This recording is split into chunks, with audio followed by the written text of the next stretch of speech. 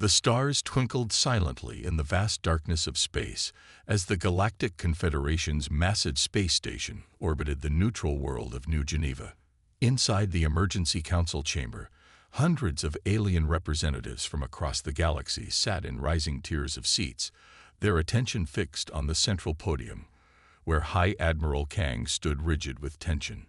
His scaled body, usually a proud shade of deep ocean blue, had taken on a sickly pale gray color. The change wasn't lost on the assembled delegates. Among his species, such a dramatic shift in coloration indicated extreme distress or fear. His long tail, usually kept still in formal settings, twitched back and forth like a nervous pendulum. "I come before this council with news that will shake the very foundations of our understanding," Kang began, his voice carrying clearly through the chamber's perfect acoustics. "The entire human defense fleet has vanished without a trace. Every ship, every station, every orbital platform, gone. They disappeared between our routine scans of their territory." The chamber erupted into chaos. Delegates jumped to their feet, some shouting questions while others engaged in heated discussions with their neighbors. Multiple species universal translators worked overtime, converting the cacophony of alien languages into a jumble of overlapping voices. In the front row, senior analyst Jai-Ho Park sat perfectly still, her face a mask of careful neutrality.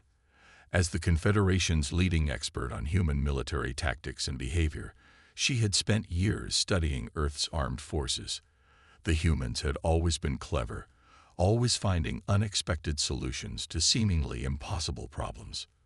But this was different. This was beyond anything she had ever seen or theorized. Order in the chamber. The council speaker's amplified voice boomed through the room, their crystalline form flashing with patterns of light that demanded attention. The noise gradually subsided as delegates returned to their seats, though the undercurrent of tension remained palpable. Representative Lee from the Centauri Alliance stood up, his humanoid form trembling with either anger or fear.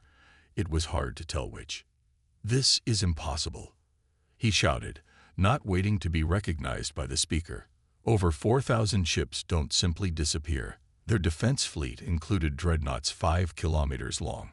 Space stations housing millions. You can't just lose them." But they had. The evidence was undeniable. High Admiral Kang activated the chamber's holographic display system, showing the last known positions of Earth's military assets. Then he overlaid the most recent scans, completely empty space where a vast network of ships and stations should have been. "We have conducted thorough scans using every detection method known to the Confederation," Kang continued, his tail still twitching. "Gravimetric sensors show no large masses where the fleet should be. Energy detection systems find no power signatures. Even our quantum state analyzers detect nothing out of the ordinary." Jai-Ho Park's mind raced through possibilities. Cloaking technology. No, not on this scale. Mass evacuation. Impossible without someone noticing the movement. Some kind of new spatial manipulation. Perhaps, but nothing in her studies had suggested humans were close to such capabilities. A Regelian delegate raised all 4 of their arms. "What about their civilian ships, their merchant vessels, their mining operations?" "All present and accounted for," Kang replied. "Only their military assets have vanished. Civilian traffic continues as normal throughout human space. When questioned, human authorities simply state that everything is operating as intended." More murmurs swept through the chamber. The implications were staggering. If humans could make their entire military disappear at will, what else were they capable of? The balance of power that had held the galaxy in check for centuries suddenly seemed very fragile indeed. "We must consider the possibility," Jai-Ho finally spoke up, her voice calm and measured, "that this is exactly what the humans want us to see. Or not see, as the case may be." All eyes turned to her as she stood, smoothing her formal uniform. "In all my years studying human military doctrine, one thing has remained constant. They excel at making their opponents underestimate them." They prefer to appear weak when they are strong, disorganized when they are most coordinated. The chamber fell silent as her words sank in. High Admiral Kang's scales shifted slightly toward their normal blue, though still tinged with gray. Are you suggesting, senior analyst, that this is some form of strategic deception? I'm suggesting, Jai-Ho replied carefully, that we need to consider all possibilities, including the possibility that humanity has achieved something we previously thought impossible. The question isn't just where their fleet has gone. It's why they want us to know it's gone. As if to punctuate her words, the holographic display flickered, showing again the empty space where Earth's mighty fleet had once been. The void seemed to mock them, holding secrets that no amount of scanning or analysis could reveal. Somewhere out there, thousands of warships had simply ceased to exist, or had they? The uncertainty was perhaps the most terrifying aspect of all. The emergency session would continue for hours, but no one in that chamber would forget the day they learned that humanity had somehow made the impossible possible. And in the back of every delegate's mind lurked the same unsettling question. What would humans do with this power? The gentle hum of holographic displays filled Jai-Ho's private office as she leaned forward in her chair, eyes fixed on the streams of data flowing across multiple screens. The room's automatic lighting had dimmed hours ago, responding to the late hour, but she hardly noticed. 3 weeks had passed since Earth's defense fleet had vanished, and something in the data was nagging at her trained mind. She took another sip of her now cold coffee, scrolling through incident reports from across the galaxy. Ship disappearances had increased dramatically, a 300% spike in just the past 3 weeks. But there was a pattern that others had missed. Every single vanished vessel belonged to forces known to be hostile to Earth or human interests. The Drachnid raiders who had been harassing human colony supply lines, gone without a trace. The Morgillian pirates who specialized in attacking Earth-registered merchant ships, vanished during a routine patrol. The pattern was too precise to be coincidence. Jai-Ho's office door slid open with a soft hiss, and her assistant Tai-Sung burst in, his usually neat uniform slightly disheveled. His dark eyes were wide with excitement or concern, possibly both. Senior analyst, another pirate fleet just lost contact in the Orion Arm, he reported, slightly out of breath. That's the 7th this month. They just disappeared, like all the others. Jai-Ho straightened in her chair, her tired muscles protesting the sudden movement. Time of disappearance. Exactly 43 minutes ago. We have sensor data from 3 nearby monitoring stations this time. Her fingers moved quickly across the holographic interface, pulling up the raw data feeds. Show me the energy readings from the incident. Full spectrum analysis. The air above her desk filled with complex patterns of light as the computer compiled the information.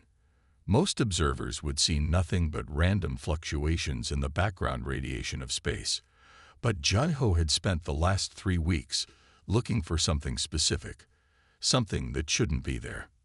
There, she murmured, expanding one particular section of the data. Do you see it, Tai-Sung? Right before the ships vanish. Her assistant leaned closer, squinting at the display. I'm not sure what I'm looking for. Jai-Ho highlighted a subtle pattern in the quantum field readings.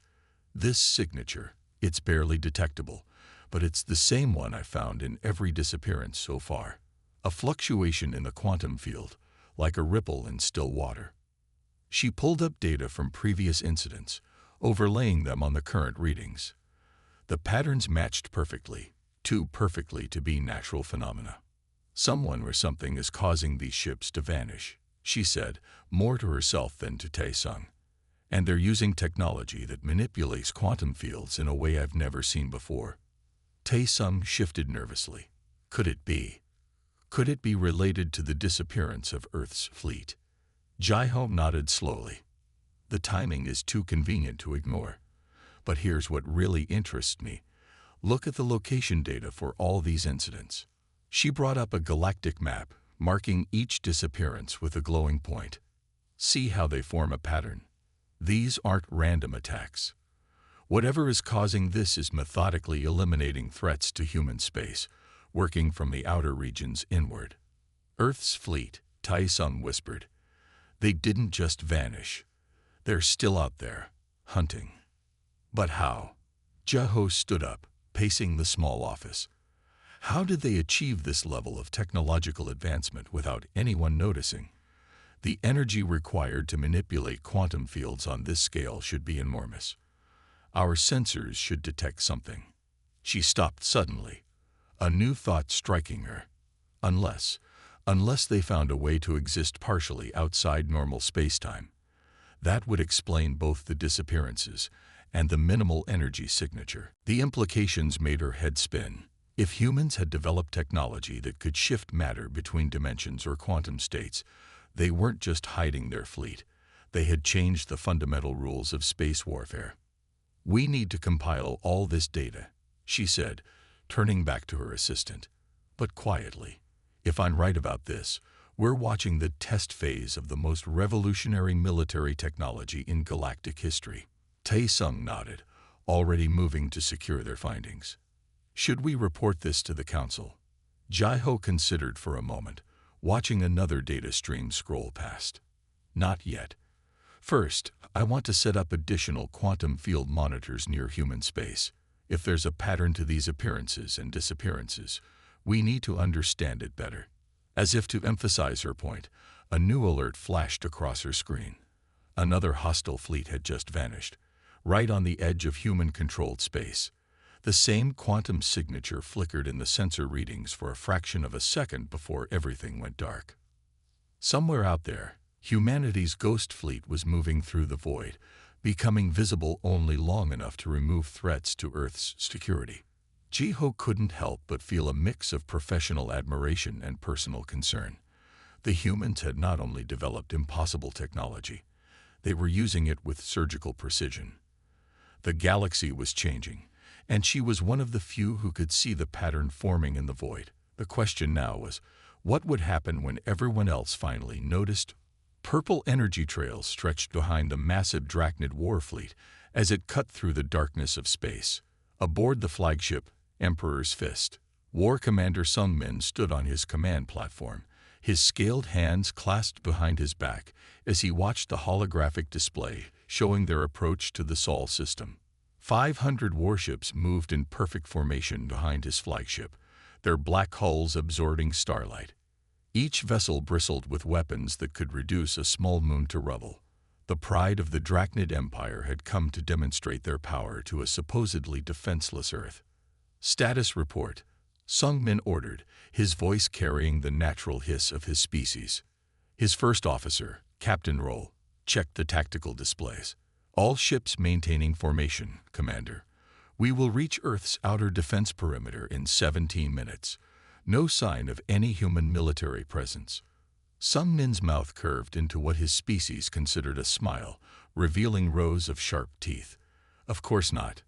Their mighty fleet has abandoned them. The cowards probably fled to some hidden colony, leaving their homeworld exposed. The bridge crew worked efficiently at their stations, monitoring systems, and maintaining the fleet's coordinated movement. None questioned their commander's confidence. After all, they had watched the reports for weeks. Earth's entire defense force had vanished without explanation. They're defenseless, Sung Min declared, his voice filled with satisfaction. The humans have abandoned their worlds. Victory will be. The words died in his throat as every sensor on the flagship suddenly screamed warnings. Emergency alerts flashed across displays as the ship's quantum detection grid registered massive disturbances all around them. Multiple contacts. The sensor officer shouted, his scales turning pale. They're just appearing out of nowhere. Sung Min watched in horror as ships materialized around his fleet, human warships. They seemed to phase into existence like ghosts becoming solid, appearing first as translucent outlines before snapping into full reality. Their sleek hulls gleamed in the starlight, weapons already tracking targets. Impossible, he whispered. They'd been here all along, waiting for us. Sir, Captain Roll's voice cracked with urgency. "We're surrounded. I count at least 700 human vessels. They've cut off our retreat path." Before Sung Min could issue orders, his communication officer reported, "We're receiving a transmission from the human flagship." "Put it through," Sung Min commanded, trying to keep his voice steady. A human face appeared on the main screen. A female commander whose expression showed neither anger nor triumph, just calm certainty. "This is Fleet Admiral Chen of the Earth Defense Force," she said simply. "Your fleet has entered restricted space and demonstrated hostile intent. You have two options: immediate surrender or immediate engagement. You have 30 seconds to decide." Sung Min's mind raced. His fleet was powerful, but they were outgunned and surrounded. More importantly, the humans had somehow achieved the impossible: perfect stealth on a massive scale. What other capabilities might they be hiding? "If we surrender," he asked, "what are your terms?" "Simple ones," Admiral Chen replied. "Your fleet will be escorted out of human space. You will return to your territory, and you will carry a message back to your empire. Earth is not defenseless. We never were." A new alert caught Sung Min's attention. More human ships were appearing behind his fleet, their weapons charged but not firing. They had emerged from literally nothing, as though stepping through invisible doors in space itself. "I accept your terms," Sung Min said, his pride crumbling but his survival instinct intact. "We will withdraw." The battle that never was ended less than an hour after it began. The Drachnid fleet, once proud and confident, slunk away under the watchful eyes of Earth's ghost ships. As they retreated, Sung Min watched several human vessels simply fade from existence, becoming transparent before vanishing completely. In his private quarters later, composing his report to the Empire, Sung Min struggled to explain what he had witnessed. How could he describe ships that appeared from nowhere? A fleet that could exist unseen until it chose to reveal itself. The humans hadn't just developed better cloaking technology. They had found a way to remove themselves from reality itself. The last line of his report was the hardest to write, but he knew it was true. The humans haven't abandoned their worlds. They have simply evolved beyond our understanding of warfare. We cannot fight what we cannot see, and they can choose to be seen only when it's already too late for their enemies. As his ship limped home, Sung Min wondered how many more human vessels were out there right now, invisible, watching, waiting. The thought would keep him awake for many nights to come. The red dust of Mars swirled outside the reinforced windows of the underground research facility. Deep beneath the surface of the red planet, in a laboratory complex known only to a select few, Dr. Hae-Newell Kim stood before her life's work, a device that would change the course of human history. The quantum displacement drive hummed softly in its containment chamber, bathed in a soft blue glow. Its intricate array of crystalline matrices and quantum processors looked deceptively simple, betraying nothing of the revolutionary science behind it. Hae-Newell brushed a strand of graying hair from her face as she reviewed the final test results on her tablet. "Run the simulation again," she instructed her AI assistant. "Fold spectrum analysis this time." The laboratory's holographic system came to life, projecting a scale model of a small spacecraft. As the simulation progressed, the vessel began to shimmer and then seemed to fade away, not into invisibility, but into something else entirely, a state of existence that human eyes struggled to comprehend. 6 months of secret development had led to this moment. What had started as an accidental discovery during quantum communications research had evolved into something far more significant. Hae-Newell's team had discovered that matter could be shifted not just through space, but through the layers of reality itself. "Dr. Kim," her assistant's voice came through the intercom. "The Defense Council representatives have arrived." Hae-Newell took a deep breath, straightening her lab coat. "Send them in." The laboratory's heavy doors slid open, admitting a group of serious-looking men and women in military and civilian dress. Among them was Admiral Torres, head of Earth's Space Force, and Director Chen from Strategic Operations. "Dr. Kim," Admiral Torres greeted her, his eyes immediately drawn to the quantum drive. "Your message said you've achieved a breakthrough." Hanul nodded, activating the main display screen. "What you're about to see will fundamentally change our understanding of defensive capabilities. This isn't just another stealth system or cloaking device." She initiated the test sequence. A small drone, equipped with a miniaturized version of her drive, hovered in the sealed test chamber. With a subtle ripple in the air, the drone simply ceased to exist, not with a flash or fade, but with a transition that the human mind found difficult to process. "Where did it go?" Director Chen asked, stepping closer to the chamber. "Everywhere and nowhere," Hanul replied. "We're not bending light or creating invisibility. We're shifting matter partially out of phase with normal spacetime. The drone exists in what we call the quantum shadow state, a layer of reality that overlaps with our own but remains distinct from it." She touched a control, and the drone reappeared exactly where it had been. "We won't be invisible," she explained to the stunned council members. "We'll be gone, existing in the space between spaces, and we can strike from there." Admiral Torres's eyes widened as he grasped the military implications. "You're saying we could shift an entire ship into this state, move undetected through enemy space?" "Not just a ship," Hanul said, bringing up new simulations.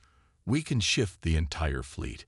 Ships in the shadow state can observe normal space, communicate with each other, and transition back at will. No known detection system can find them because, technically, they're not there."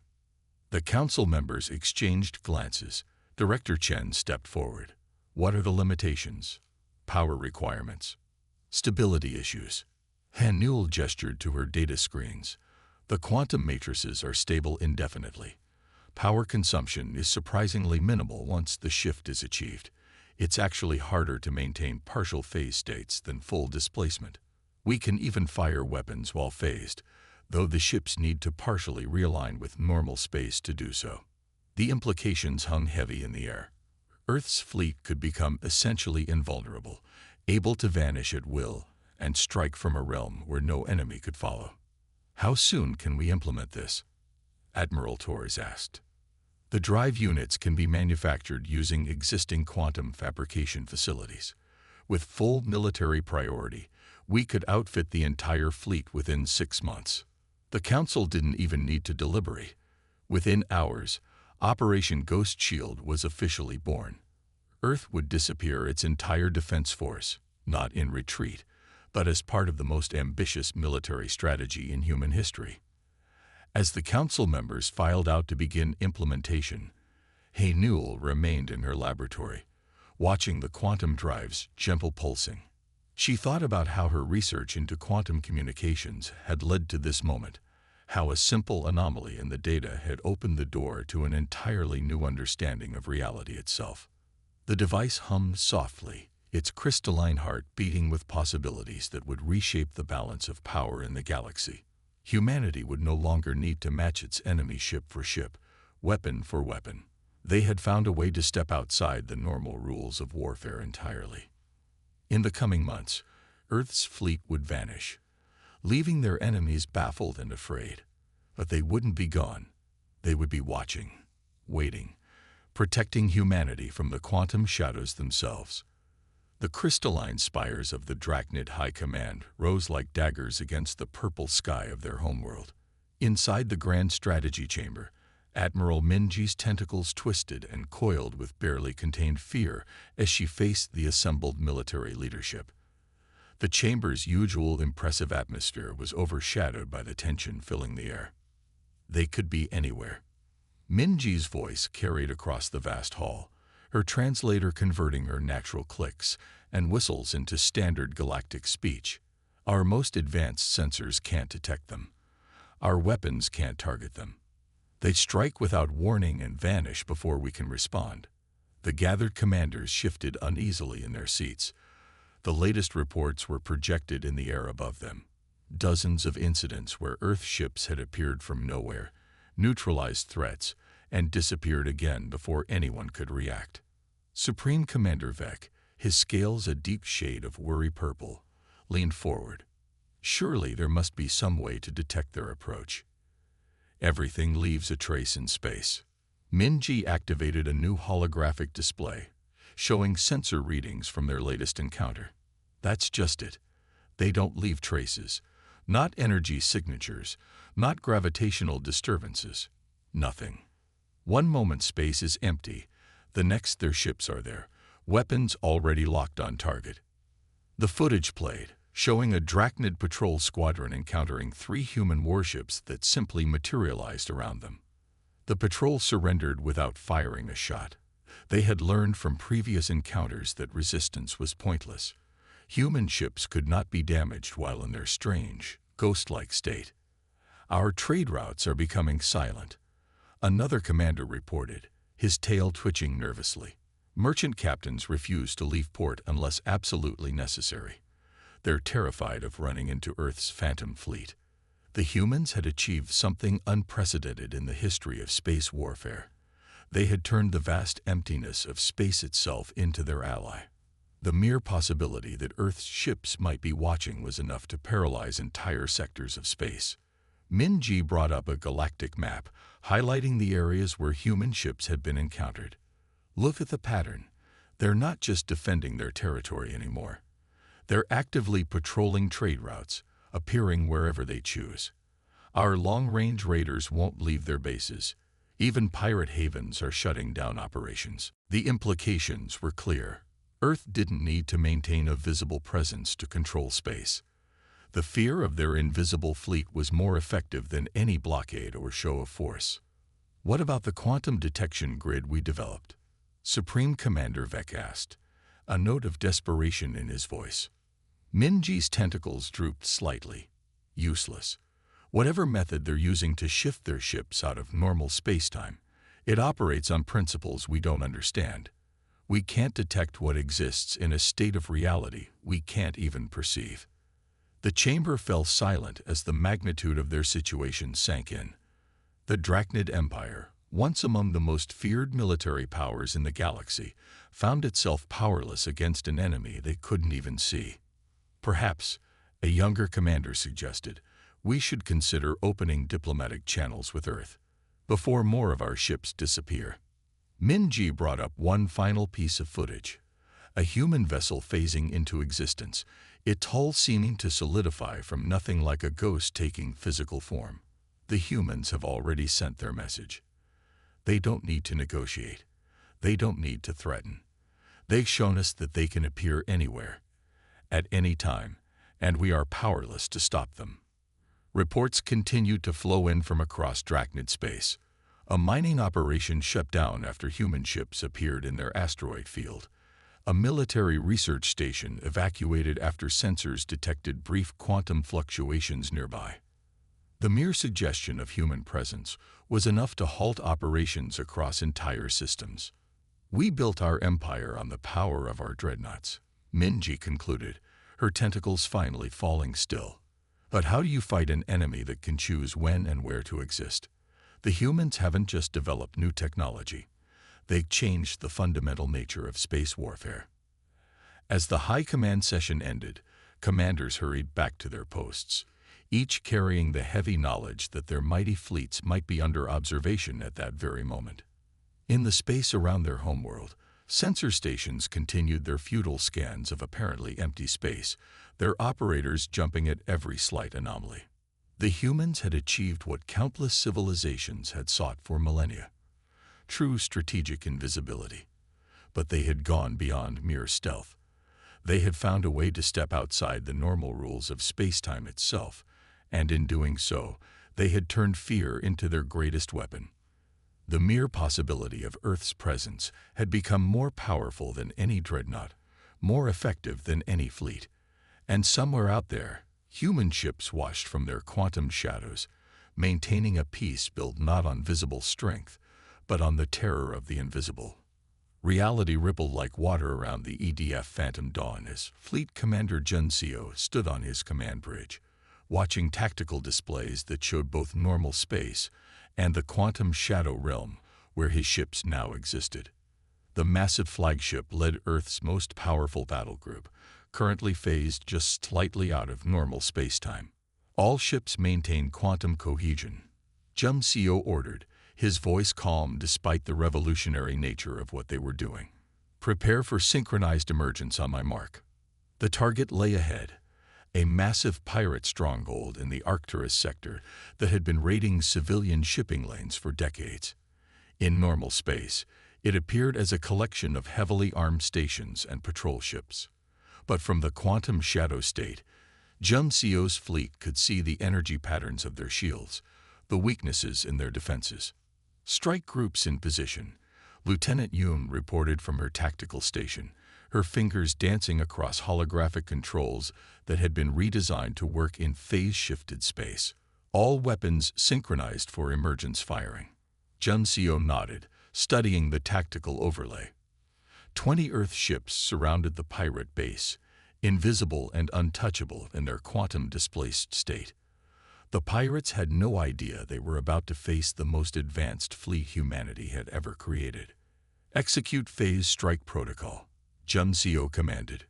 Remember, minimal force. We're here to demonstrate capability, not cause unnecessary destruction. The human fleet began their carefully choreographed attack. Ships partially phased back into normal space, just enough to fire their weapons, before slipping back into the quantum shadows. To the pirates, it must have looked like ghost ships appearing and disappearing at random, striking from impossible angles.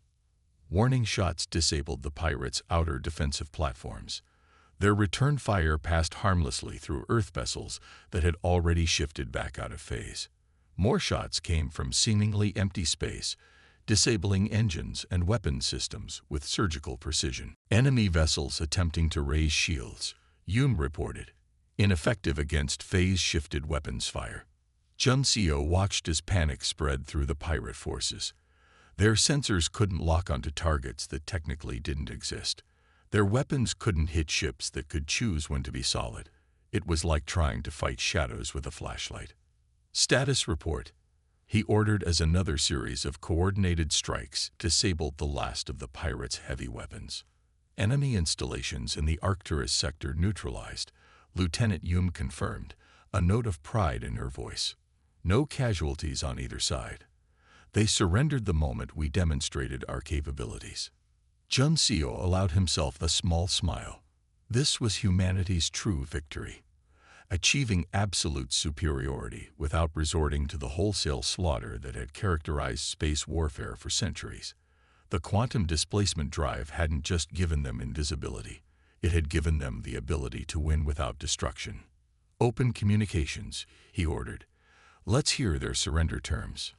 The pirate leader's face appeared on the main screen, his alien features twisted with a mixture of fear and awe. How are you doing this? What are you? We are the Earth Defense Force, Jumseo replied simply. And we are everywhere and nowhere. Your reign of terror in this sector is over. Accept Federation oversight of your facilities, or we will dismantle them piece by piece. You cannot fight what you cannot touch. To emphasize his point, several Earth ships phased partially into view around the pirates' command center, their weapons primed but not firing. The message was clear. Resistance was pointless against an enemy that could strike from beyond reality itself. We accept your terms, the pirate leader stammered. Jumseo nodded to his communications officer. Transmit the surrender protocols, and make sure they understand. We'll be watching. Always watching, even when they think we're not there. As Federation peacekeeping forces moved in to secure the former pirate base, Jumseo's fleet slipped fully back into the quantum shadow state. They had achieved their objective without a single death on either side. A new kind of victory for a new age of warfare. Plot course for our next target, he ordered. The Centauri raiders won't expect us either. The Phantom Dawn and its battle group vanished completely, leaving only questions and fear in their wake. Somewhere in the space between spaces, humanity's ghost fleet continued its mission, maintaining peace through the power of the invisible and the untouchable. Jumseo looked out at the quantum-shifted view of space, where reality itself seemed to bend and flow around his ships. Humanity had not just changed the rules of space warfare. They had transcended them entirely. The Galactic Confederation's Peace Hall glittered under the light of 3 suns, its crystalline dome refracting rainbow patterns across the assembled delegates. Every major species and power in the known galaxy had sent representatives to this historic gathering.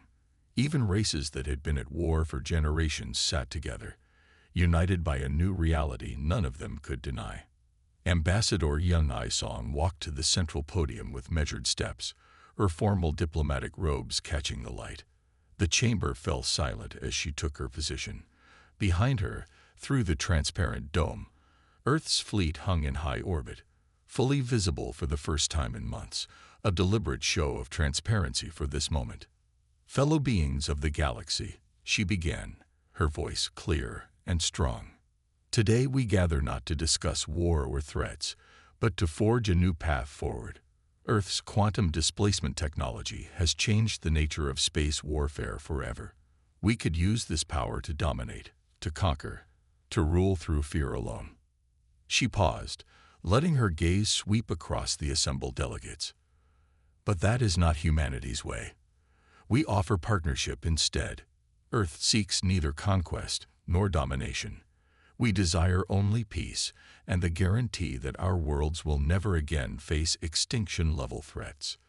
In her private observation pod high above the main floor, senior analyst Jaiho watched with satisfaction. She had been among the first to understand what humanity's disappearing fleet truly meant. Now, everyone else was finally catching up.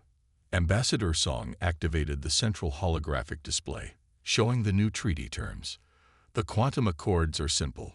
Earth will share limited applications of our displacement technology for peaceful purposes, scientific research, emergency response, disaster prevention.